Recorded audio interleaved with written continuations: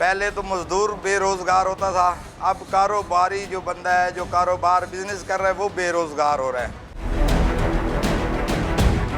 50% से ऊपर ये गरीबों की सवारी है। मोटरसाइकिल इसको महंगा कर दिया है।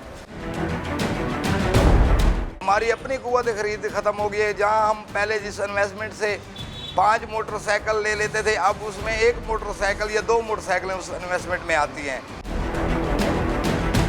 एक इन्वेस्टमेंट बढ़ गई है और दूसरा जो है ना, ख़रीदार नहीं है। उसकी वजह से तकरीबन ये 1.5 साल हो गया है, हम कारोबारी जो है ना वो बेरोज़गार हो गए हैं।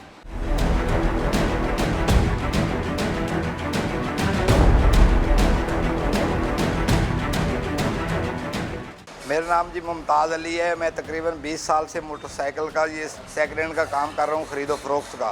ये जो है ना मोटरसाइकिल 70 आज से तकरीबन 1.5 साल पहले 80,000 रुपये की थी और इस वक्त तकरीबन 1,55,000 रुपये की हो गई है।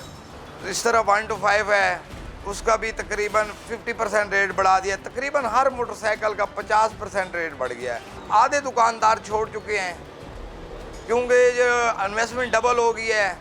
तो जहाँ मैंने आपको पहले बताया कि 5 मोटरसाइकिलें आ जाती थी, अब उस इन्वेस्टमेंट से 2 मोटरसाइकिलें बड़ी मुश्किल से आती हैं। अब दुकानदार 2 मोटरसाइकिलें तो दुकान में खड़ी करके कारोबार नहीं कर सकता। बिजली के बिल बढ़ गए हैं, किराए बढ़ गए हैं, हर साइड से महंगाई ने जो है ना वो जकड़ दिया है।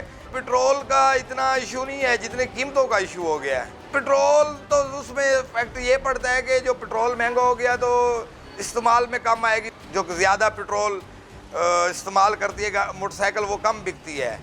तो लिहाजा हमारी अपील है, आला काम से मेहरबानी करें। ये गरीबों की सवारी है, गरीबों का रोज़गार है, लिहाजा इस पर थोड़ी तवज्जो दें, मोटरसाइकिलों के रेट कम करें।